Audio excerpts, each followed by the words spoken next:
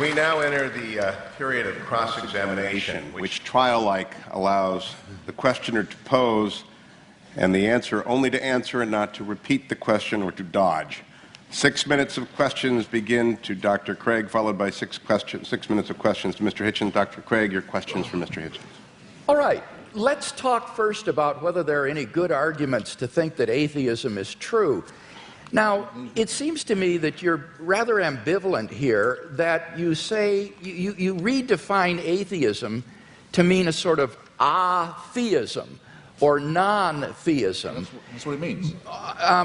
But how do you distinguish then the different varieties of non-theism? For example, what is normally called atheism, agnosticism, or the view of verificationists that the statement God exists is simply meaningless? Well, I mean, there are different schools of atheism, as you say, but there's no claim I know how to make that says atheism is true, because atheism is the statement that a certain proposition isn't true. So I wish you'd get this bit right, because there you go again. Well, I just devoted a little time to this. I said it is not in itself a belief or a system. It simply says you can get by better, probably, we think, without the assumption that no one who wants you to worship a God has ever been able to come up with a good enough reason to make you do it. Now, so the point is, though, that on your definition of atheism or non-theism, it really embodies a diversity of views, such as agnosticism, what is normally called atheism, or this verificationism. Now, which of those do you hold to within this umbrella of atheism? Are you an atheist who asserts the proposition God does not exist, or do you simply withhold belief in God in the way the agnostic does? Right. On some days, I'm a greater. No, I'm not going to do you that much of a favor. On some days, I'm a great admirer of Thomas Huxley, who had the great debate with Bishop Wilberforce in Oxford at the Natural History Museum about Darwinism in the mid-19th century, and who was known as Darwin's bulldog. We would now say Darwin's pit bull, and who completely trounced the good bishop. But I can't thank him for inventing the term agnostic. And I can't thank him for some of his social Darwinist positions either, some of which are rather unattractive. I need an answer to this. My time is fleeting. Because I think agnosticism is evasive. To me, yes, if you talk about the power of the Holy Spirit and so forth, to me, that is meaningless. It's to me, I'm sorry, I've tried. It's white noise. It's like saying there is only one God and Allah is his messenger. It's gibberish to me. There are many of us, I'm sorry, there are just many of us of whom this is the case. It may be true, it is true. Okay, Mr. Hitchens, I got to press you here, because time is fleeting. Feel free. What is your view exactly? Press away. Do you affirm God does not exist, or do you simply withhold belief? I think once I have said that I've never seen any persuasive evidence for the existence of something, and I've made real attempts to study the evidence presented and the arguments presented, that I will go as far as to say, have the nerve to say, that it does not therefore exist, except in the minds of its, except in the Henry Jamesian subjective sense that you say of it being so real to some people in their own minds that it counts as a force in the world. Yes. Okay, so you do affirm then that God does not exist. Now, what I want to know, and do you have any justification for that? I think I've come unwired in some horrible way. You're fine. Are you sure? Do you have any arguments leading to the conclusion that God does not exist? Well, I would rather. I think I'm wondering if I'm boring anybody now. I would rather say. I'd rather state it in reverse and say I find all the arguments in favour to be fallacious or unconvincing. And I'd have to add that though this isn't my reason for not believing in it, that I would be very depressed if it was true. But that's a quite different thing. I don't say of atheism that it's at all morally superior. That would be very risky. I wouldn't admit that it was at all morally inferior either, but we can at least be acquitted on the charge of wishful thinking. I wonder if that's the case. Would you agree that the absence of evidence is not evidence of absence? Well, I'm not sure that I would agree. Okay. Let's turn to No, the I mean, moral I argument and think- talk about that a little bit. I think you've misunderstood the moral argument. Given the stakes, Doctor, sorry, given the stakes, I mean, you're not saying, we're not talking about unicorns or tooth fairies or leprechauns here. We're talking about an authority that would give other human beings the right to tell me what to do in the name of God. So for a claim like that, if there's no evidence for it, it seems to me not a small question. No, it's certainly not a small question. But Because you're I making a wonder if that very, makes- very large claim. Your evidence had better be absolutely magnificent, it seems to me. And it's the lack of magnificence, I think, that began to strike me first. One final question, Doctor. Okay, well, let's go to the moral argument. It seems to me there that you've misunderstood the argument in that we're looking for an objective foundation for the moral values and duties that we both, I think, want to affirm. It's not a matter of whether or not we can know what is right and wrong, or that we need God to tell us what is right and wrong. It's rather that we need to have some sort of an objective foundation for right and wrong. Wouldn't you agree on your view? It's simply the sociobiological spin-offs of the evolutionary process, and that therefore these do not provide any sort of objective foundation for moral values and duties. That could be true, yes. That Okay. could well be true. Yeah, I don't want to be too much of a reductionist, but it's entirely possible that it is purely evolutionary and functional. One wants to think that there's a bit more to one's love for the fellow creature than that. But it doesn't add one iota of weight or moral gravity to the argument to say, but that's because I don't believe in a supernatural being. It's a non sequitur. Mr. Hitchens, your questions for Dr. Craig. Well, I'd like to know first, you said that the career of Jesus of Nazareth involved a ministry of miracles and exorcisms. When you say exorcism, do you mean that you believe in devils too? What I meant there was that most historians agree that Jesus of Nazareth practiced miracle working and he practiced exorcisms. I'm not committing myself, nor are historians committing themselves to the reality of demons, but they are saying that Jesus did practice exorcism and he practiced healing. So you believe that Jesus of Nazareth caused devils to leave the body of a madman and go into a flock of pigs that hurled themselves down the Gadarene slopes into the sea? Do I believe that's historical? Yes. Right. That would be sorcery, wouldn't it, though? No, it would be an illustration of Jesus' ability to command even the forces of darkness, and therefore an illustration of the sort of divine authority that he was able to command and exercise. This, as I say, is illustrative of this unprecedented sense of divine authority that Jesus of Nazareth had, that he even could command the forces of darkness and that they would obey. So whether you think he was a genuine exorcist or that he merely believed himself to be an exorcist, what is historically undeniable is that he had this radical sense of divine authority, which he expressed by miracle working and exorcisms. Right. And you believe he was born of a virgin? Yes, I believe that as a Christian. I couldn't claim to prove that historically. That's not part of my case tonight.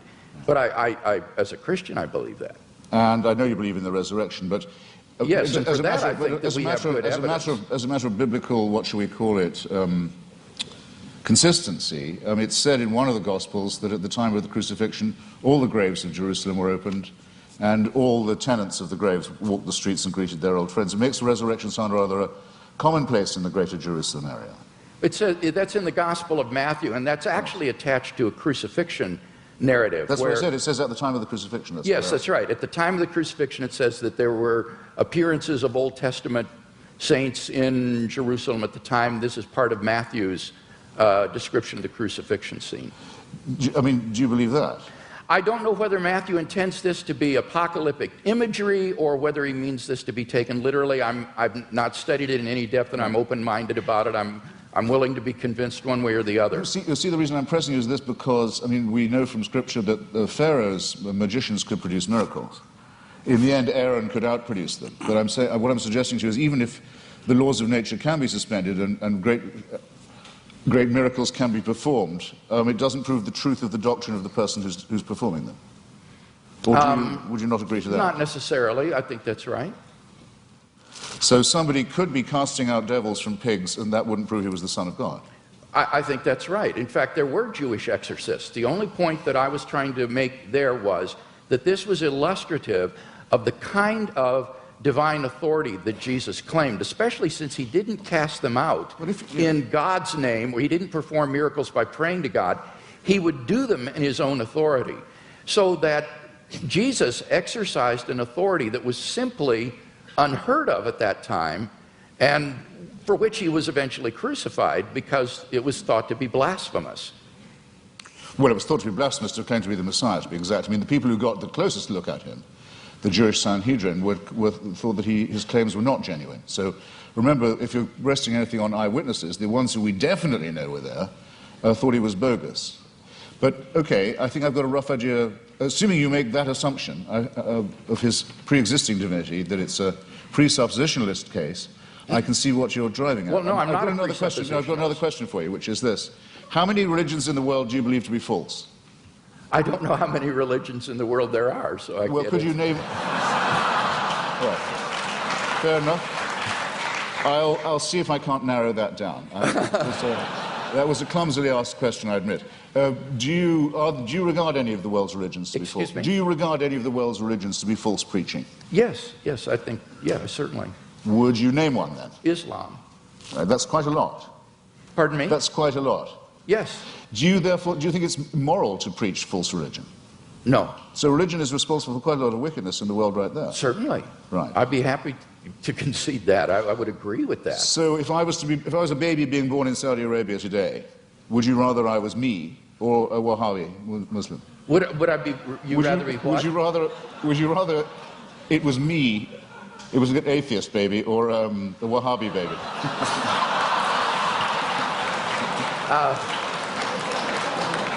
I don't have any preference as to whether you would. Very good.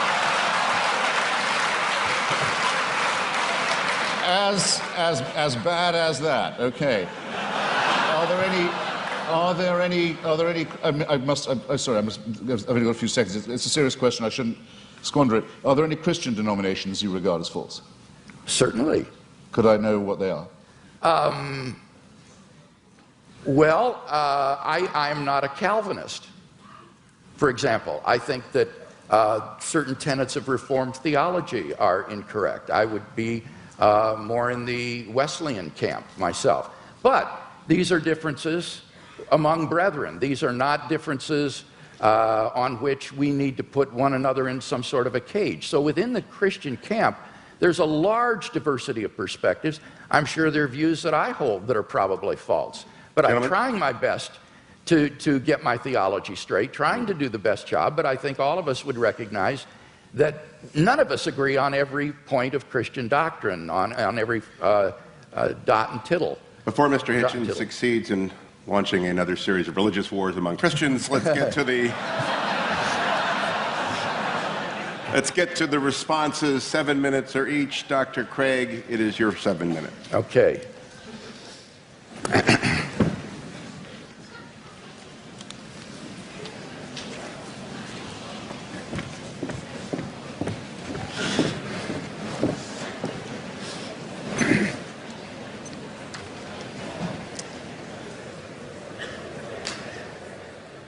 Well, I think it's very evident that in tonight's debate, we've not heard any good reasons to think that what is normally called atheism is true. That is to say, the belief that God does not exist.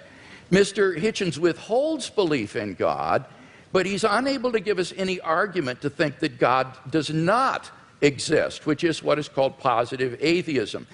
Now, he does mention that the human species has been here for 100,000 years, but I've already responded to that. What's crucial there is not the number of years, it's the population. And only 2% of the population of the earth has existed before Christ.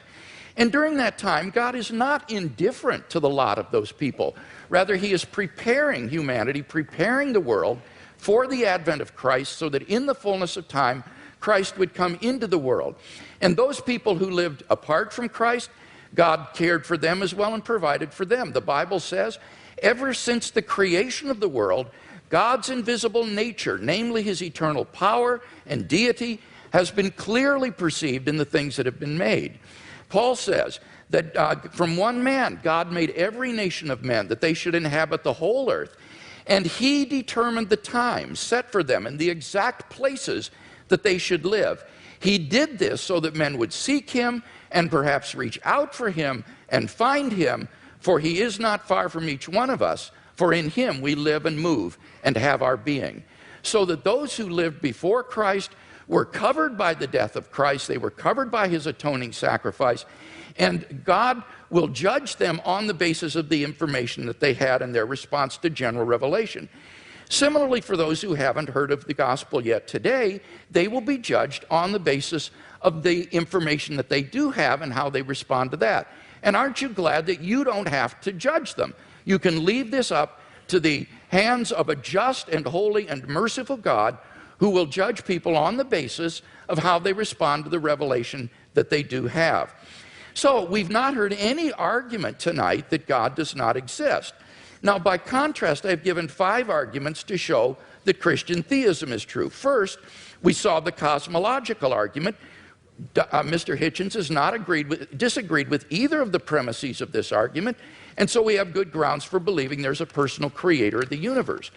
As for the teleological argument, again, he didn't respond to what I said in my last speech with respect to the fine-tuning being well established in science, and that the fact that we're going toward nothingness, as he puts it, is an atheistic assumption, not a Christian assumption, and therefore doesn't do anything to disprove design. Now, what about the moral argument? Here he says that you have to prove that people would behave better if they believed in God. That's not the argument. I hope that's clear to everyone. The argument is that without God as a transcendent foundation for moral values, we're simply lost in socio-cultural relativism. Who are you to judge that the Nazi ethic was wrong? Who are you to judge that the ethic of ancient Hinduism was wrong? Who are you to judge that the Afrikaner apartheid is wrong? This is all just the result of socio-cultural evolution, and there is no transcendent objective standard apart from God, and that's what God delivers for us. Now, Mr. Hitchens says, name one moral action that an unbeliever could not take. Well, that's trivially easy. If God exists, there are all kinds of moral duties that we have that the unbeliever could not recognize. At the panel discussion last week in Dallas, when Mr. Hitchens demanded that someone name such an action, a pastor on the panel immediately piped up, how about tithing? Well, leave it to a pastor to think of that, but clearly that's an action that only a believer would take. Even more fundamentally, what about the first and greatest commandment? You shall love the Lord your God with all your heart, with all your strength, with all your mind. That is an action that only a believer can take. No unbeliever can discharge even this most fundamental of moral duties. But in any case, all of this is beside the point with respect to the moral argument. The point is that on atheism, there are no moral obligations for anybody to fulfill. In nature, whatever is right, and Mr. Hitchens is unable to provide any sort of objective foundation for moral values. Massimo Pigliucci is a philosopher of biology. This is what he has to say. He says on atheism, there is no such thing as objective morality. Morality in human cultures has evolved, and what is moral for you might not be moral for the guy next door, and certainly is not moral for the guy across the ocean. And what makes you think that your personal morality is the one and everybody else is wrong? What we call homicide or rape, he said, is very, very common among different kinds of animals. Lions, for example, commit infanticide on a regular basis. Now, are these kinds of acts to be condoned? I don't even know what that means, because the lion doesn't understand what morality is. Morality, he says, is an invention of human beings. It's just a convention that human beings have adopted to live together, but it has no objectivity. And that's what I offer Mr. Hitchens tonight, is a solid, transcendent foundation for the moral values that I think he so desperately wants to affirm. What about the resurrection of Jesus? Here he misunderstood N.T. Wright's argument. N.T. Wright's argument is not that the success of Christianity means that it's true. That would apply to Islam and Mormonism. Rather, N.T. Wright's argument is that the origin of the disciples' belief that God had raised Jesus from the dead is so un-Jewish, it is so uncharacteristic, that you have to explain what would bring them to adopt so radical a mutation of Jewish belief as belief in a dying Messiah and a rising Messiah. And he says the only thing he can think of that would explain this is the empty tomb and the post-mortem appearances of Jesus.